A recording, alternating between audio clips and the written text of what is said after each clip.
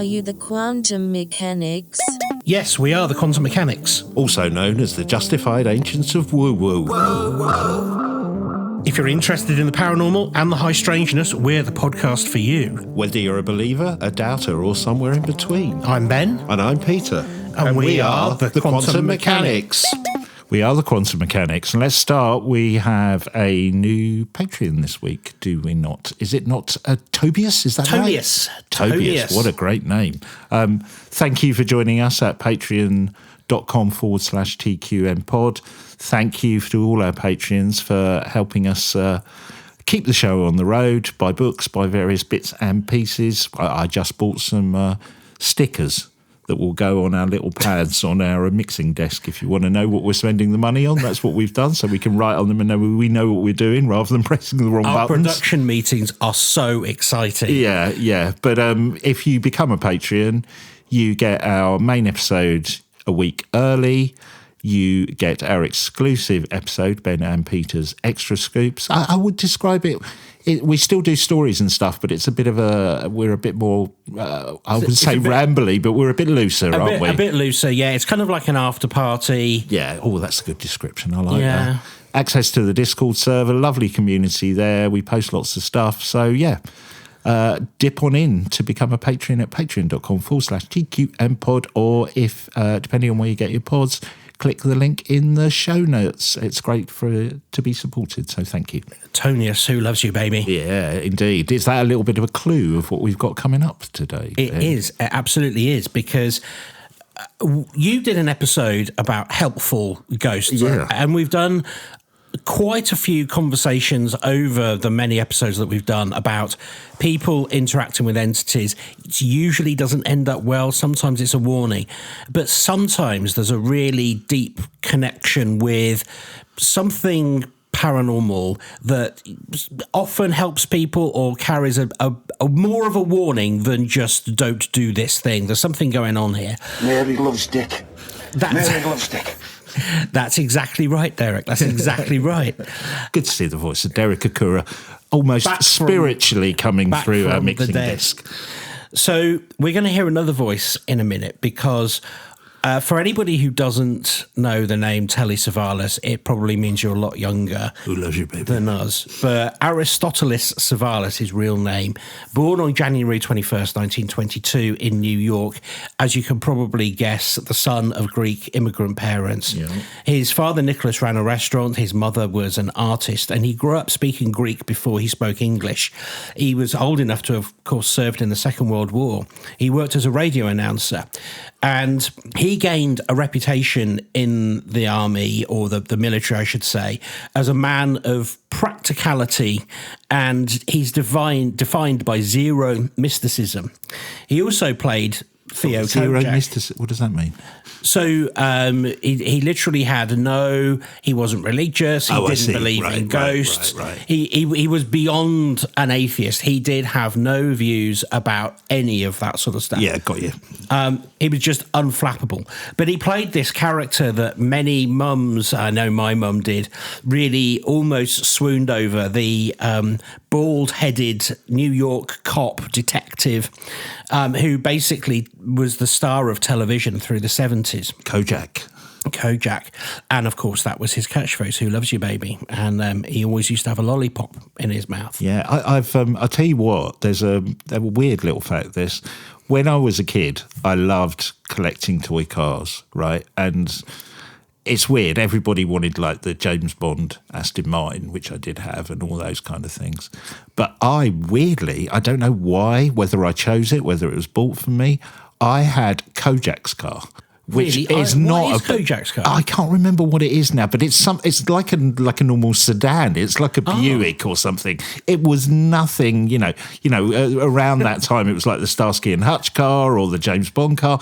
This thing is just a normal car in kind of browny beige.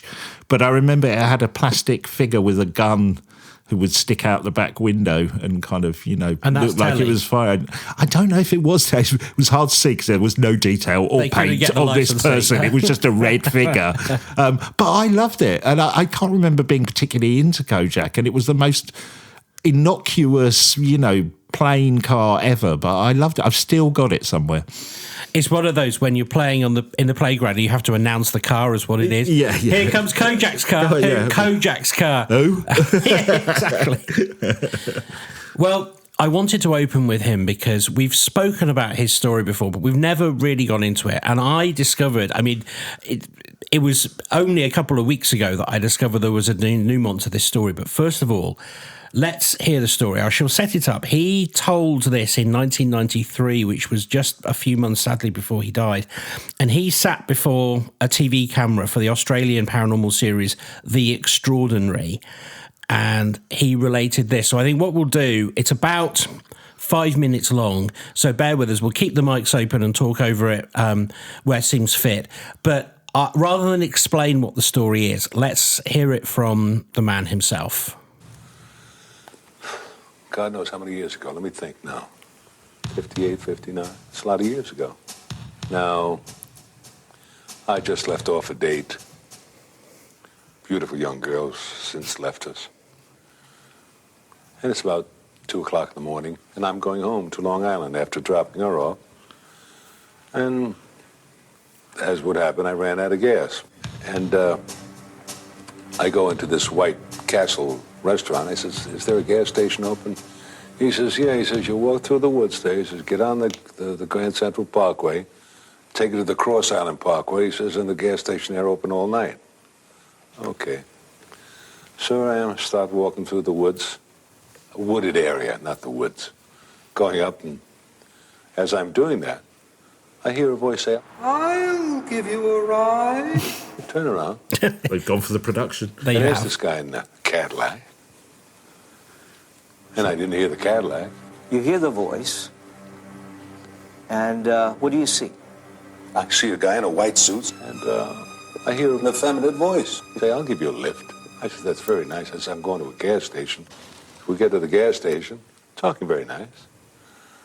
And I'm fumbling around in my pockets.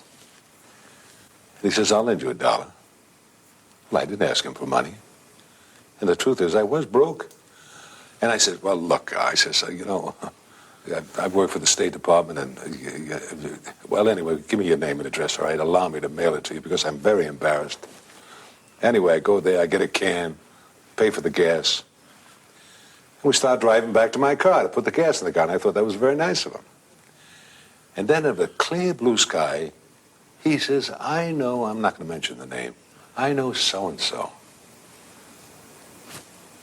And it's a baseball player. We weren't talking baseball. Oh, I said, who's he? He says, well, he's a utility infielder for the Boston Red Sox. Yeah. Oh. It's so bizarre that he would say it in the spookiest voice I ever heard. With lots of reverb. He kept driving, get to my car, put the gasoline in. He pushes me to get it started. My car starts. I thank him very much. All in all, it's a very lovely experience to meet someone to help you out like that. No incident whatsoever. Go home, go to work in the morning, get out in the afternoon, this headline in the then Journal American. So-and-so dead. The guy he mentioned in that very spooky voice, age 20-some-odd, young ball player, under very mysterious circumstances. Autopsy and all that stuff. I said, God, what a frightening coincidence. I go home and I says, hey, Ma, isn't that funny? My mother, I think, was part witch. I explained it to her. She says, well, yeah, Telly, strange things that do happen. I said, but. And then I remembered that he gave me a piece of paper for me to send $1 to. I look at it, and there besides the address is a telephone number. Okay. Pick it up and I call the number. Jimmy's Bar. Oh, I said, well, can I speak to Mr. Cullen, please? Oh, Mr. Cullen, just a minute. Woman gets on the phone. Who's calling? Hi, may I speak to Mr. Cullen, please? He's not here. When do you expect him? Who is this? I says, well, I was with Mr. Cullen last night, and he gave me this telephone number, and he said I could reach him here. She says, Look, you son of a bitch. I don't know what you're talking about. You're talking about my husband, and he's been dead for 2 years. Anyway, I wouldn't let it go. I did get in touch with the woman again. I did meet her in New York. She came down from Boston. Because, this is a little too much. The clothes I described were the clothes he was buried in. The piece of paper that he gave me signed James Cullen. She brought a letter that he wrote her when he was in the Army. It had Jimmy on that. Outside of that, the signature is identical. There's only one thing that was different. I said he had a high voice. She said, oh, no, she said. He had a deep voice like yours. Oh. Then it meant he killed himself. This way, right through the voice. Box, whatever. Anyway, this story happened to a guy like me, and as I say, it's been haunting me now close to 40 years. Wow. Isn't that crazy? That is. I don't know what's crazier, the Foley, the sound effects, or his story. Yeah, they kind of went a little bit overboard on the production. Let's add to it. What a brilliant story that. I know we've covered it before. I don't remember the baseball player bit when I covered it Yeah. before. That seemed like new information to me. Maybe I've just forgotten that bit of the story. But, I mean, yeah. And what I like about it, in terms of when I researched it, I didn't find any audio of him talking about it, so it's really good that you've dug that out. But, it doesn't seem like he's doing it for attention. No. Telly Savalas, to get anything out of it. It was just a weird thing that happened to him. And, yeah, he's kind of written and talked about it. Amazing. Yes. Well, that's not where the story is. So that takes place in about 1955. Yeah.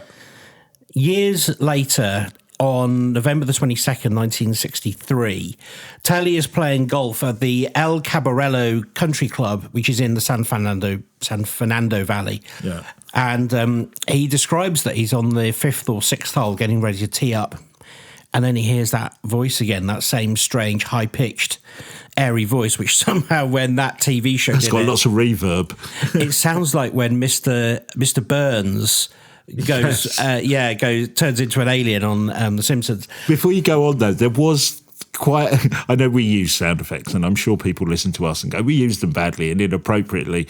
There was just some random sound effects and noises in that piece that was put together back then, was there not? I particularly enjoyed the stilettos coming to the phone. Yeah. The weird, and there was that weird musical interlude that seemed to make no sense. But anyway, carry on. So he's at the golf thing. Here's a voice again. Yes, calling his name, and he says it's from somewhere above him. And he thinks maybe it's on a rise, on a higher part of the golf course. You may not know this, and... was it calling his kind of birth name or his stage name? His birth name. Right, wow, okay. Yeah. Okay. And it says, did you hear what happened in Dallas? Very good. I'll put some reverb on that when I mix it. His companion, who happened to be Dennis James, who's a TV host, and his producer, they didn't hear the voice clearly, but they did hear it. And they saw Savalas look up towards a figure on a hill. They moved on. They played the next few holes, went to the clubhouse for something to eat. But when they sat in front of the television, Walter Cronkite appears on the screen. President Kennedy's been shot in Dallas, Texas. Wow. Did you hear what happened in Dallas? Savalas then went on to say that he'd heard the voice approximately 90 minutes before the news broke publicly, Right. which is crazy.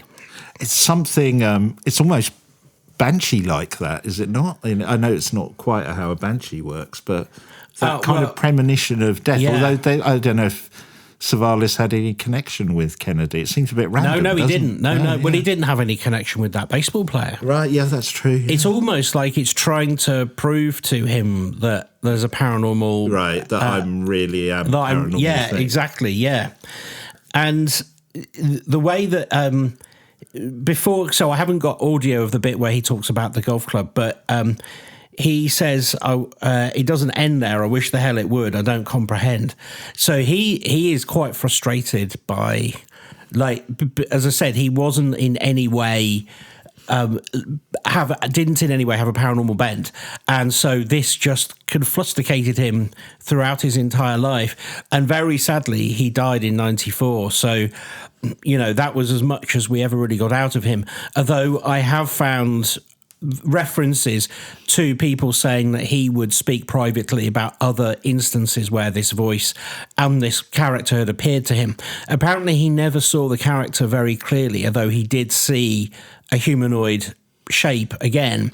So but when he was in the car, he saw it clearly then, but he never saw it again, as clearly as he did see it in the car. But it was obvious to him that it was the same person. Wow. And another little interesting nugget there is that the suit that he is wearing when he drives Telly to the petrol station is the same suit that he was buried in, judging by the description that Telly says to his wife. Wow.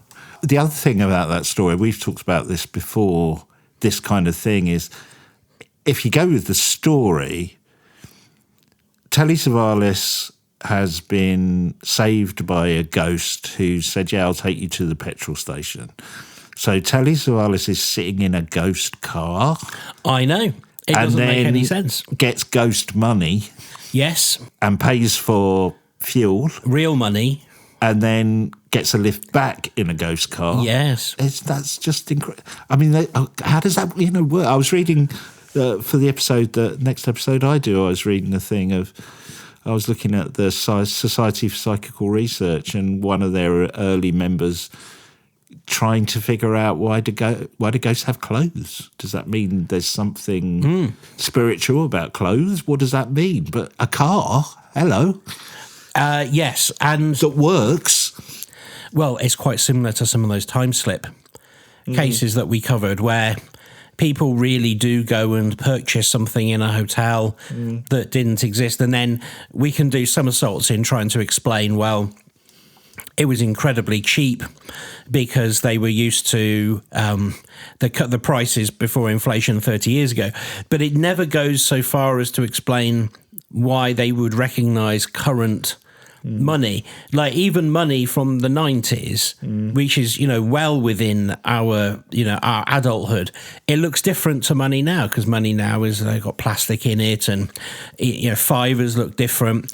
So we would know. It's like it's funny that Kennedy connection. Again, I think I've mentioned it on the podcast before. Never remember the date, but it's the book by Stephen King about the date that Kennedy died, because America does their dates different to us. I can't remember it anyway. But that's a kind of time travel story.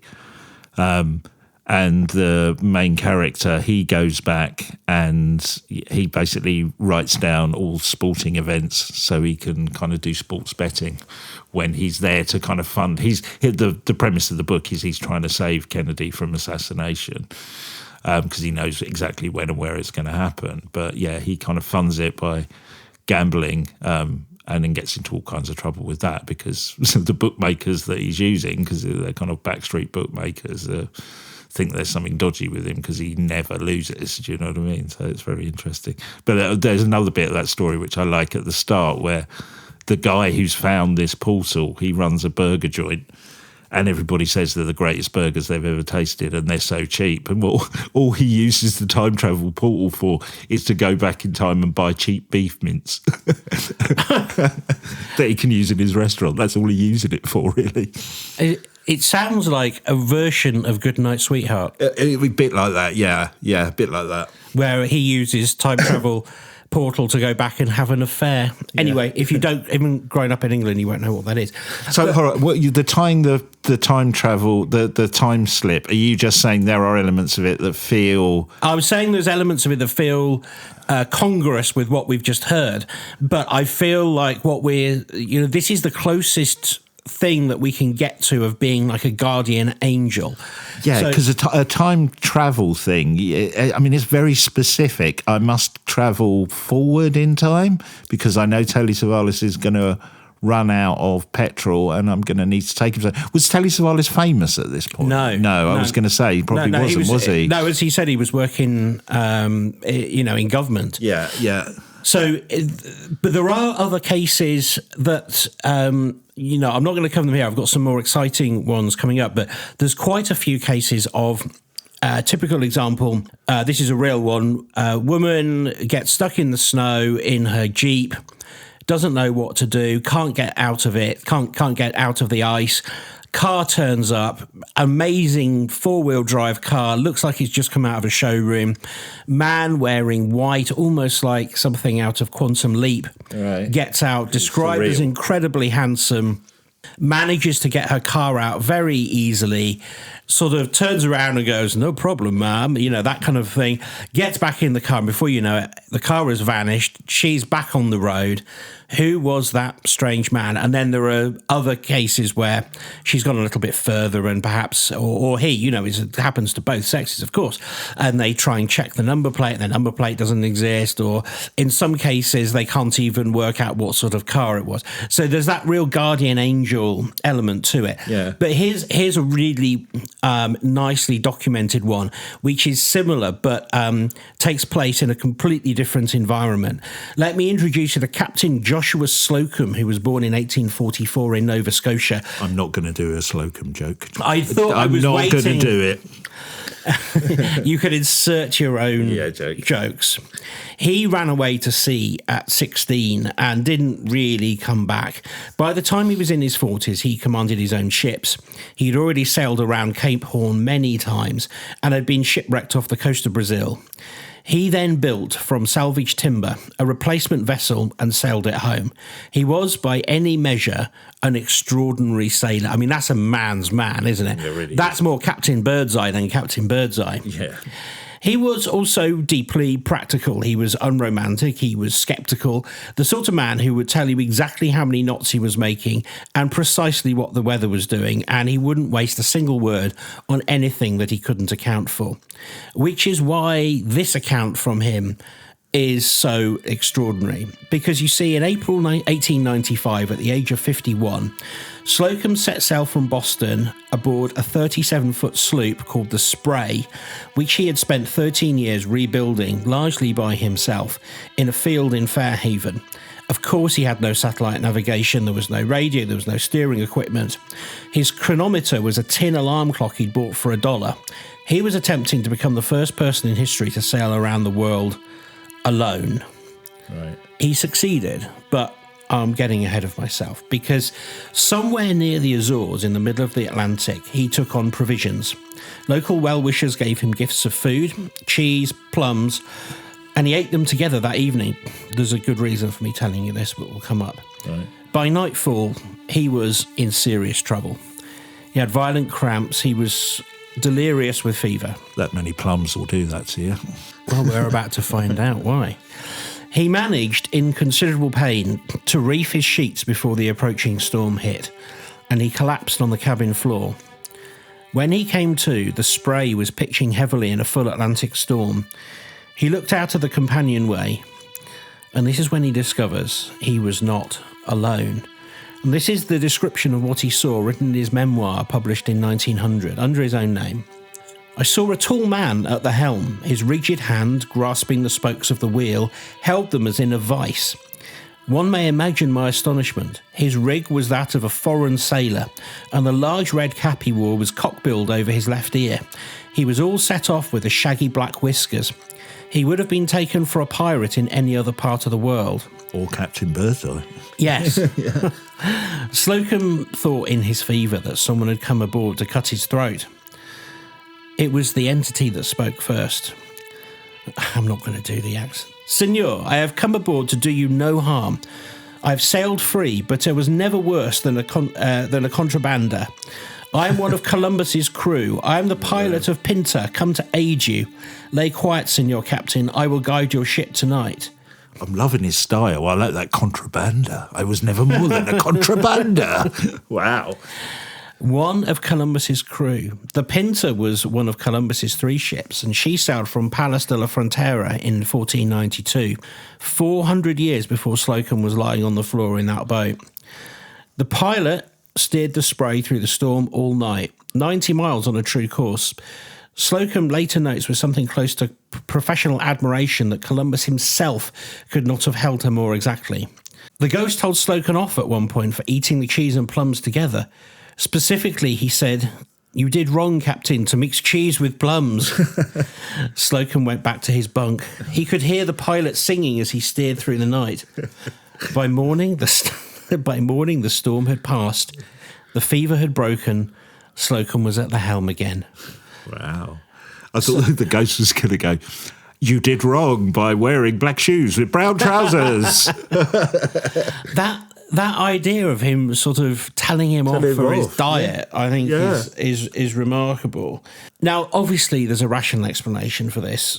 Slocum was seriously ill. He was feverish, delirious. So we're going for hallucination, basically. Well, yes, it could have been a hallucination, but the spray covered 90 miles through a significant Atlantic storm on a true course with the skipper lying delirious on the cabin floor. Right. Something steered that boat. So I don't know what to make of that, but the reason I include it is because it has this first-hand account, which is, remarkable under any circumstances, but coming from this captain, in summary, that again feels like a guardian angel type of thing, and very specific about who he was, because that person really did exist. He really did work for Columbus. I love the fact that the ghost's name is just, it was all that kind of, those Latin lovely phrases, and then you've got Mr. Slocum. Mr. Slocum, I know. It's like hilarious. It sort of, it denigrates slightly from his rugged character. Yeah. But I think that's just because of our own knowledge of the name. So I guess a skeptic would go, he's kind of ill, delusional. He imagined the whole thing, and just by some kind of luck, the boat just kept going in the right direction. Right? Well, that is the skeptical thing, but there doesn't seem to be any rational explanation as to how that could possibly be. He could very easily have died that night. It was if somebody hadn't been piloting it, he would have been in very serious trouble, and it definitely wasn't him. But it's one of those sea tales, it could well be a tall tale to embellish a brilliant memoir. We don't know. I'm also now really fascinated by the cheese and plum combination. Is that a thing? Well, I suppose you have fruit with cheese, don't you, all the time? Other people do. Yeah. Not me. Sorry, we've hit a nerve. Oh, I can't bear it. I cannot bear it. There's nothing, that. Bit of chutney, though? No. I'll have some pickle. Right. That's it. Not a fruit chutney. No, absolutely not. No. I'll have an onion chutney, maybe. Not fruit. Really. No. Yeah, okay. The next one of these is the story which has the most witnesses. And again, we have spoken about it around the sides. We've never actually gone straight into the story. We're sort of deeply. So I'm going to go into this. We're in the White House on April the 14th, 1865. It's Good Friday. And the Civil War is effectively over. General Robert E. Lee surrendered to Grant at just 5 days earlier.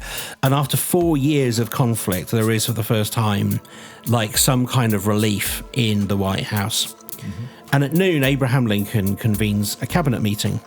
So amongst those present is the Secretary of War, Edwin Stanton, Secretary for the Navy, Gideon Welles, General Grant himself, Frederick Seward, who was the Assistant General Secretary of State, and attending in place of his father, William, who's recovering from an early assassination attempt. He is basically quite new to the group. Before the meetings begin in earnest, Lincoln mentions a dream, and I think we've spoken about this before. He describes it directly to Gideon because he says, in the days before the war ended, it involves Wells' department. Right. So this is Gideon Welles writing in his diary. The president remarked that the news would come soon and come favourably, for he had last night his usual dream which had preceded nearly every important event of the war. He said it was in my department. It related to the water. that he seemed to be in a singular and indescribable vessel, but always the same, and that he was moving with great rapidity towards a dark and indefinite shore. So this is the dream, and he tells them at the meeting that he has had this dream before every significant military event, before Fort Sumter, before Gettysburg, before the fall of Richmond. He had come to read it as a harbinger, a signal that something momentous is coming. Always good, or not necessarily always good, but something was about to change. something the course of the major war. was going to happen? Yeah. And that morning, he assumed it meant there was good news coming from General Sherman in the Carolinas, where the last significant Confederate army was still in the field. He is right that it portended something momentous, but he is wrong about which kind. But this is not the first time Lincoln had been troubled by what his dreams seemed to tell him. 3 days earlier, on April the 11th, he called a small gathering at the White House. His wife, Mary Todd, was there. His friend and bodyguard, Ward Hill Layman. Never heard of him before. One or two others were there. He was in an unusually dark man for somebody who had presided over basically a war that was coming to an end. Again, the president told them about a recurring dream that had been tormenting him for days. He said that he'd been wandering around the White House in the early hours, following the sound of sobbing through room after room. There was what he described as invisible mourners. Yeah. This is transcribed by Ward Hill Layman, coming from Abraham Lincoln, and he told them this in the East Room of the White House, apparently. He said, "Before me was a catafalque on which rested a corpse wrapped in funeral vestments. Around it were stationed soldiers who were acting as guards, and there was a throng of people who gazed mournfully upon the corpse. The face was covered, and others were weeping pitifully. 'Who is dead in the White House?' I demanded of one of the soldiers. 'The president,' was his answer. 'He was killed by an assassin.'" Layman urged him not to go to the theatre that evening. You see where we're going here. Lincoln went anyway, of course. As we were going to see Cats, was he? He never missed a musical. Don't go! You see, there's another detail, though. When Lincoln left the White House that evening, that Good Friday, he said goodbye to his bodyguard, William H. Crook. Every other evening, every single time, he said good night. This evening, he said goodbye, and that was noted by Crook. He said, "That isn't the president's normal way of addressing me." Right. And I know it seems weird, but he said, when Crook wrote about it, he said it felt really final. Of course, Lincoln was shot that night in Ford's Theatre by John Wilkes Booth, and he died the following morning. When news reached his wife, Mary, she was heard to cry that his dream was prophetic. So this sailing dream, the one he described to his cabinet on the morning of his assassination, was recorded by two separate cabinet members within days of the event. It is part of historical record. So this idea that something really big was going to happen, and then the dream that he is going to be killed or at least die, they flow together. Right. And even though he realized that dream actually did tell him something, it meant something because it always had done in the past, and he kind of assumed it was going to be for the good. This time, obviously, it wasn't for the good at all, even though the war was going his way. I think, the mood coming from the people that wrote about it in his cabinet was... He didn't think it was that. He didn't think it was that, and he felt like sort of any news of change is good change. And also the idea that the president is dead might well be symbolic rather than... actual, he could stand down now because his duty was done, something like this, rather than him actually being assassinated. Yeah, it could have been metaphorical in that sense. Yeah. And when I was researching this, quite a lot of not quite a lot, but some of the reference material around it said, he was actually in grave danger all that time, because there was still, even though the war was coming to an end, there was still a lot of high feeling around this. And to go to a public place without your bodyguard, is actually quite foolhardy. And when he's had this prophecy, it is even more foolhardy, one might say. But, he's the president. He probably just sort of overrode it with his conscious thought. But that deep sort of the interaction he's having here is with something otherworldly that is talking to his dreams. Now, whether it's him, the otherworldly thing could just be him, and he's allowing himself to I guess, look into the future, and that's interpreting itself in a dream, or whether there is some kind of guardian who is feeding information into his dreams. Obviously, we don't know. But the fact that he spoke about it so openly meant that he had in some way embraced the messages that were coming in and felt comfortable enough to share it. Well, there is. Well, firstly, I want to say, for getting Abe on the podcast yet again, I need to press this button. Bingo! Yes. Secondly, it was making me think of, there's that doppelganger story, isn't there, with there is. Abe Lincoln, which does make you think about kind of precognition, parallel universes, time travel. All those things go through your mind rather than necessarily paranormal with a big P. So basically, there's two commentators here. There's Gideon, Got you, and there's Ward Hill Layman, and they're both describing something that which is two sources, really. Two which sources, is great. yes. Yeah. Okay. What do you make of that? Because I've pressed the bingo button. It is incredible the amount of Abe Lincoln paranormal connected things, even to Winston Churchill seeing the ghost of Abe Lincoln naked and saying, "You have me at a disadvantage." Yes. To it. There's all those great stories. Is it just that Abe's become this thing, or was there something distinctly, don't know, some paranormal magnet in some way around? Yeah, he really has attracted a lot of attention by appearing to different famous people. I mean, Churchill isn't the only person he's appeared to. There was a story that is unsubstantiated that he appeared to other presidents in the White House, including Clinton.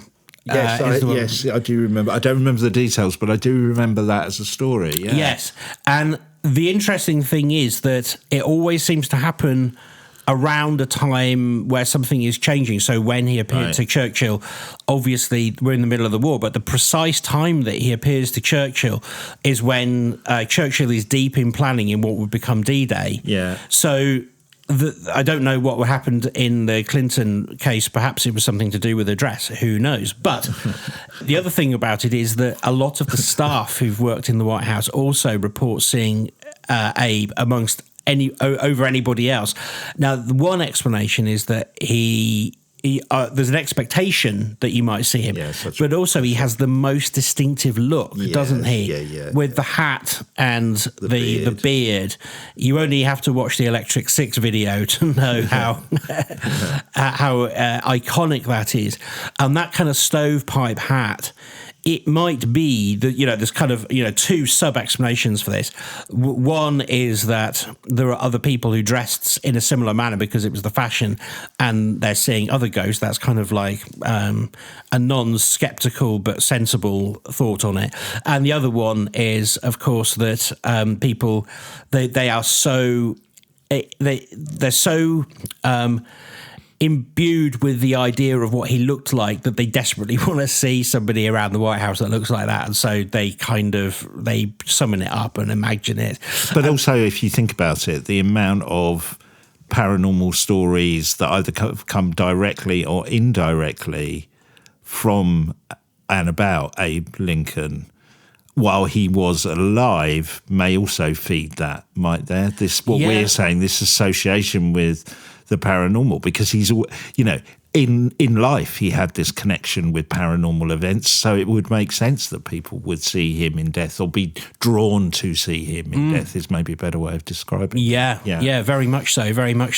And I love the idea that, so you were talking about clothes and ghosts, the fact that he can appear naked Oh no, it wasn't. It was Winston Churchill was Right, naked with just a cigar in his hand. That's right. That's He right. said, "You have me as at a disadvantage, sir." Okay, no, okay. So he's okay. So Abe's always fully clothed. Okay, fair enough. Let's talk about something that I don't think we really have spoken about. This next story, this coins the idea of the third man effect. I love that. But again, it has this kind of guardian angel. So whereas the guardian man sort of failed Abe, it worked for this one because I'm going to.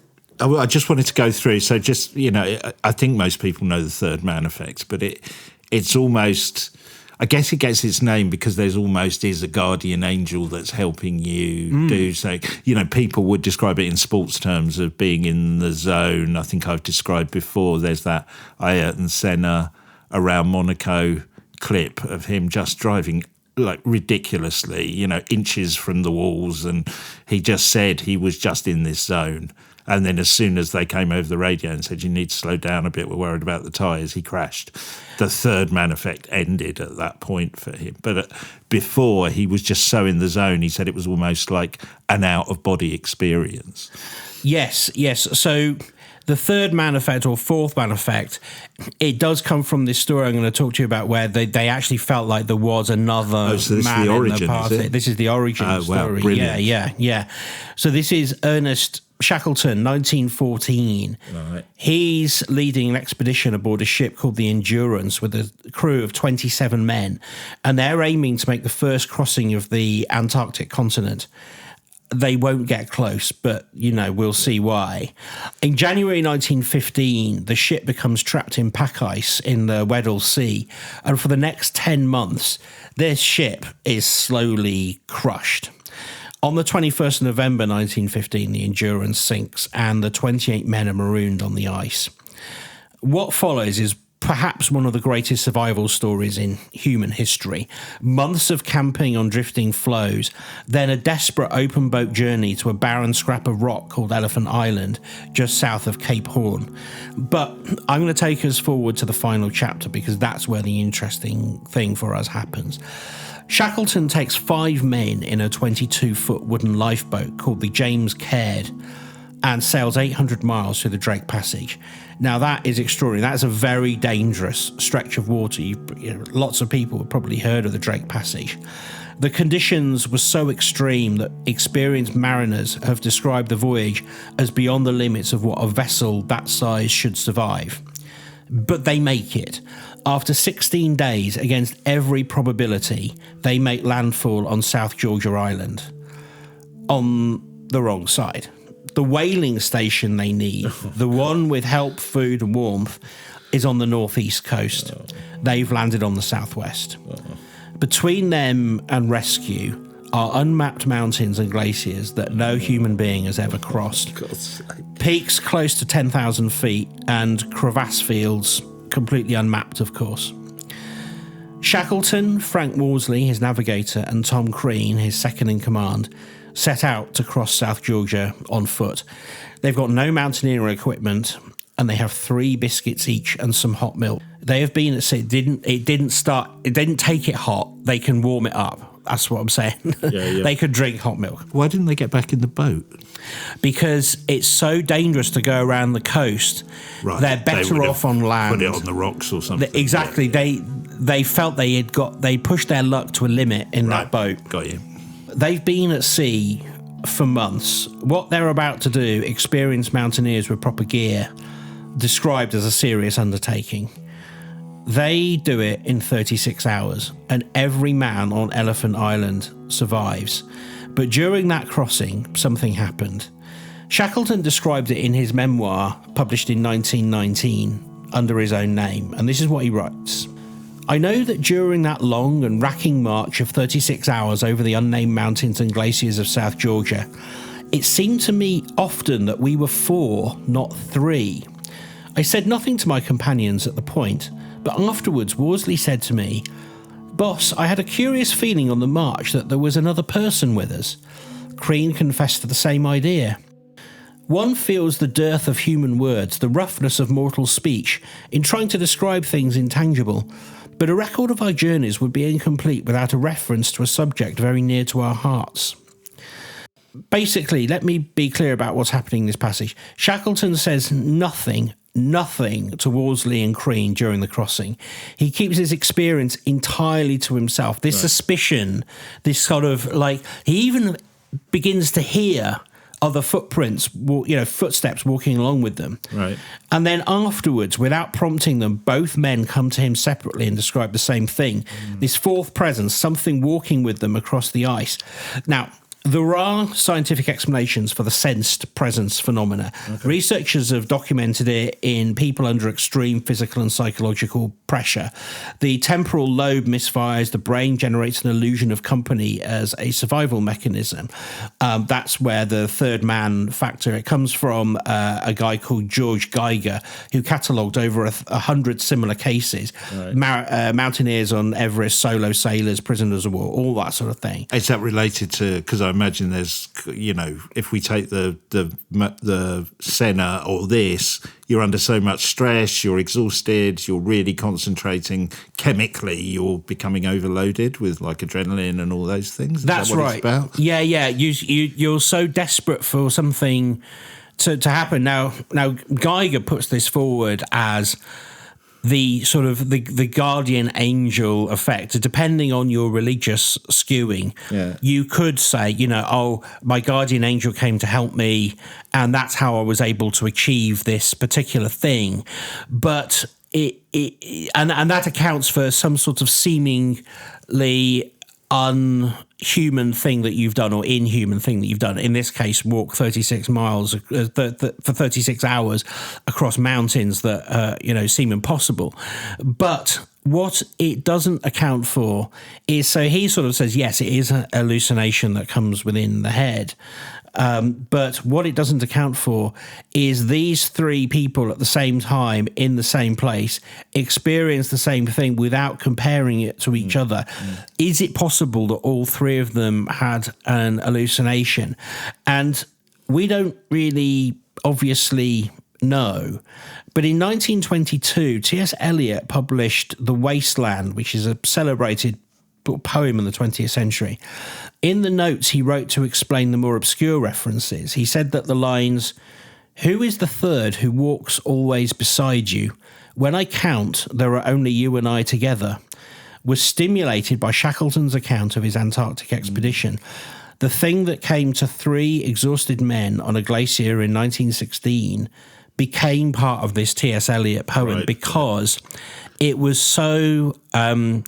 I was going to say well-regarded, not well-regarded, but it was so well reported upon. Impactful and as well. Yes, and people were so amazed that these people had made it. Now, it's true that none of the people on the ice could ever explain what they were seeing, but they didn't ever admit to feeling that this was something they were imagining. They really did feel like something was with them, and they felt that something was going to help push them forward. Right, I was going to ask, because that's the bit I wasn't getting out of the story. How did this thing help them? Was it the fact that something else was with them that drove them on, basically? Yes. So that's quite spiritual in nature, in a way. It is quite spiritual, and there is something walking beside us, but they felt that was, for want of a better word, for the scientific-minded people who were there, it meant that they were going to make it, and that is probably why they didn't just fall under the weight of it. I mean, I can't imagine that feat. For me, sometimes just driving down to the supermarket is an insurmountable thing. To climb over, what they did is just remarkable and almost impossible to imagine. On holiday, I went on a 3-hour walk. The last half an hour, I was like that. That was on level ground next to a stream. Did you get a third man with you? Really didn't, no. Just had a dog that was just wanting to jump in the river the whole time. Yeah, third dog. Yes, the third dog effect. Yeah. Now, this is a well-known phenomenon, but I wanted to point this out as kind of like something definitely happened there to those people. If it was psychological, then brilliant. Yeah. I feel like they felt that it was something else and something more spiritual. But it's reminded me a little bit of the episode that I did on that, superhuman power, the stories of people lifting up cars and something, along those lines. There is something that happens when you are at the edges, you know what I mean? Edges of stress, edges of danger, edges of exhaustion that does kick in a weird way. Yes, absolutely.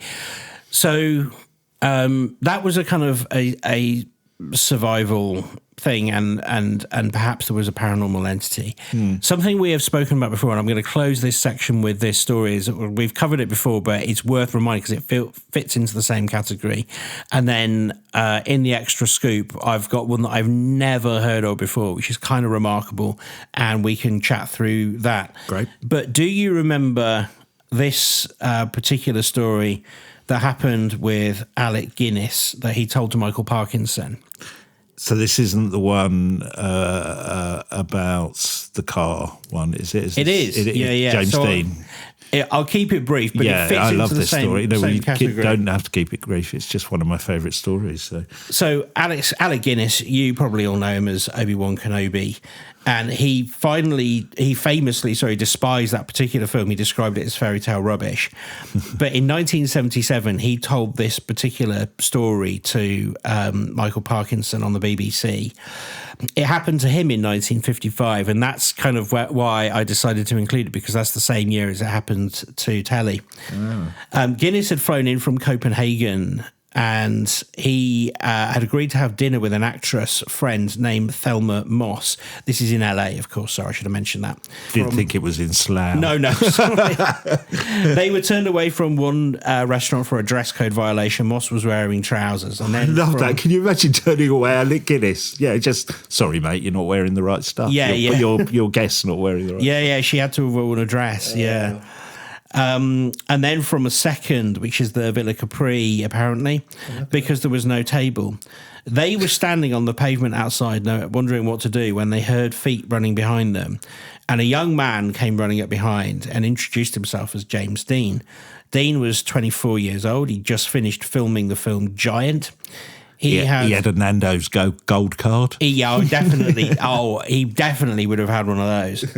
And this is just before Rebel Without a Cause was released. He was at that precise moment about to become the most famous young man in America. He recognised Guinness, who had an Oscar nomination to his name, and invited them to join them back at his table, and they accepted. But as they were about to go in, Dean mentioned that he had a new car. He'd just taken delivery of it and he wanted to show it off. It was parked nearby, a silver Porsche 550 Spider. We all know this car. Oh, what a car. Sorry, can I just take a moment just to think about that car? Oh, carry on. Painted on the bodywork in red letters are the words "Little Bastard." Guinness asked Dean if he had driven it yet. No, Dean said he'd never been in it. And then, and this is Guinness's own description, something happened that he didn't understand. He said to Parkinson, "Some strange thing came over me, almost a different voice. And I said, look, I won't join you at your table unless you want me to, but I must say something.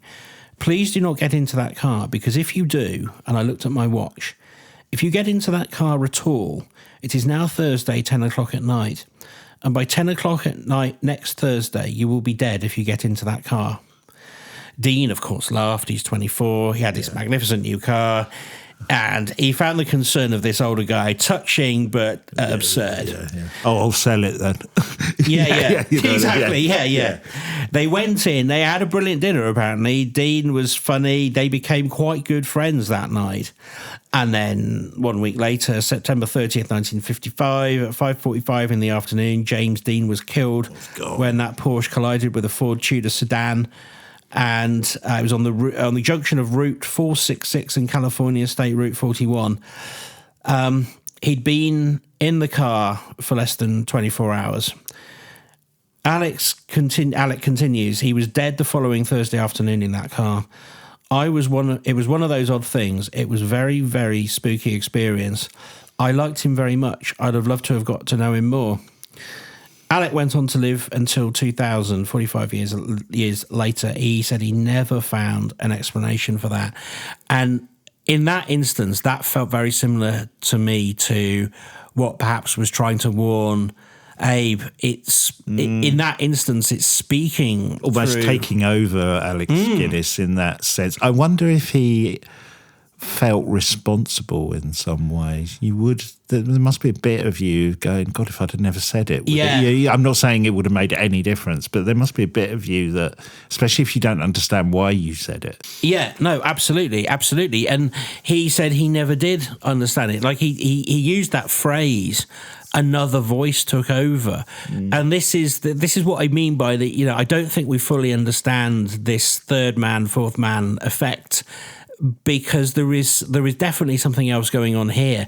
And that doesn't, of course, explain Telly's incident. It doesn't explain how Alec could have been so right about this case. Although you could say, well, James Dean, he's so awestruck with his own career and this car that he feels untouchable.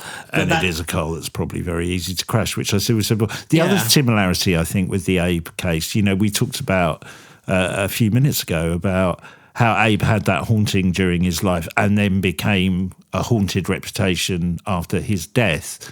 There are parallels with the car itself, aren't there? Because it gained a haunted reputation after the events. There's those stories of parts from that car being put in other cars that had fatal crashes. There's that whole thing about the museum. I'm not going to be able to do it justice, but it was bought by a museum while it was in storage, while they were building the exhibit.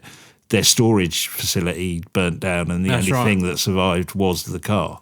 So it gained this haunted reputation after the event, outside of this third man thing, because we covered it as a cursed item, right? We did. That's where we first did the story. Yeah.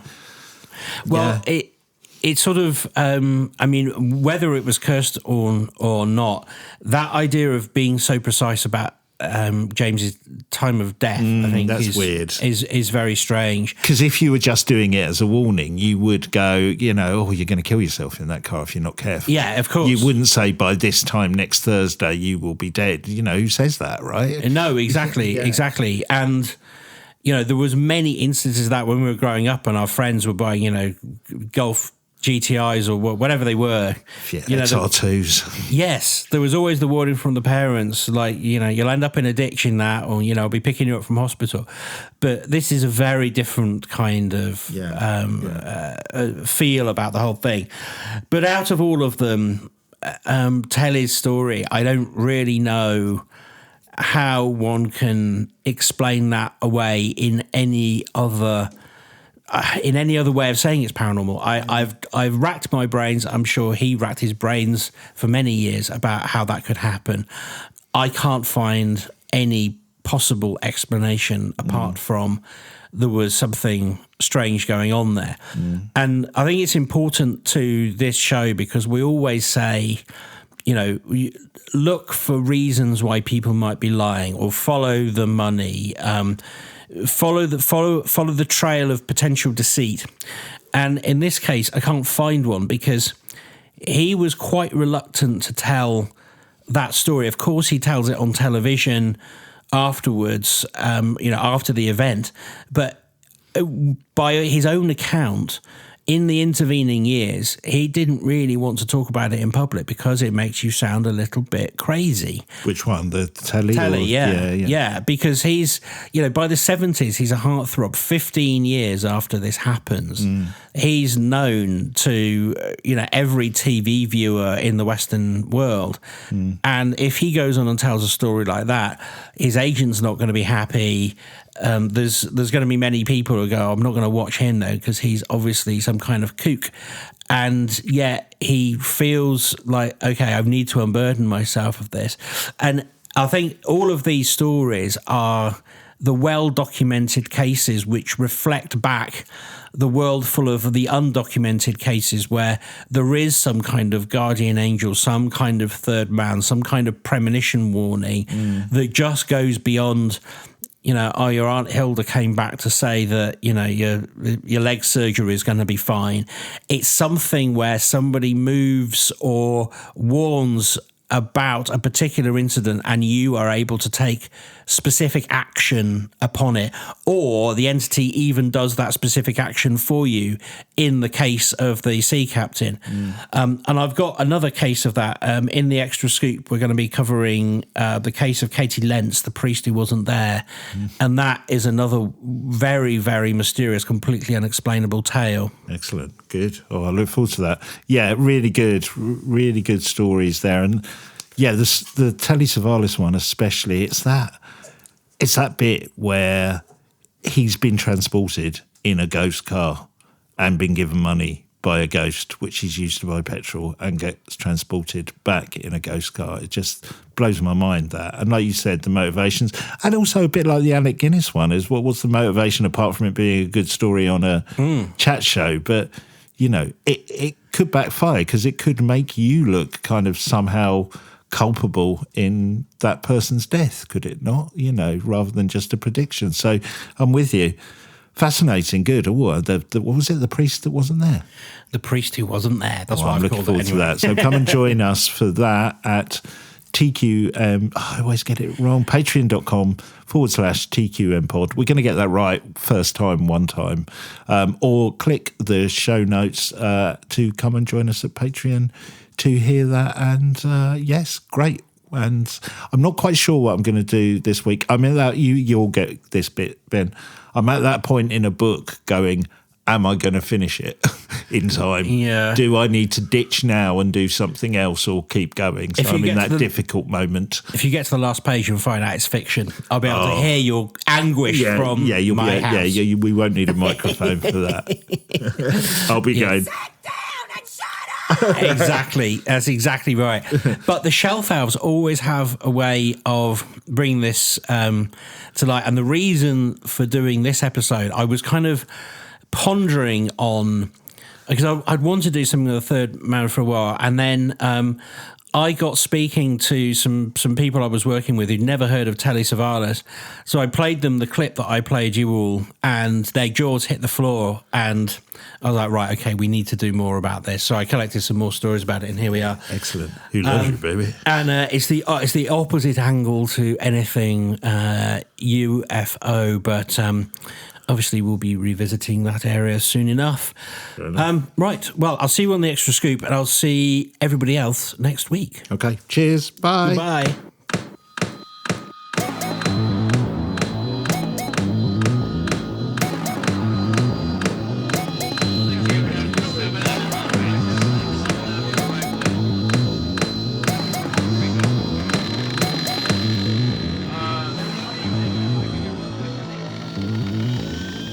Are you the quantum mechanics?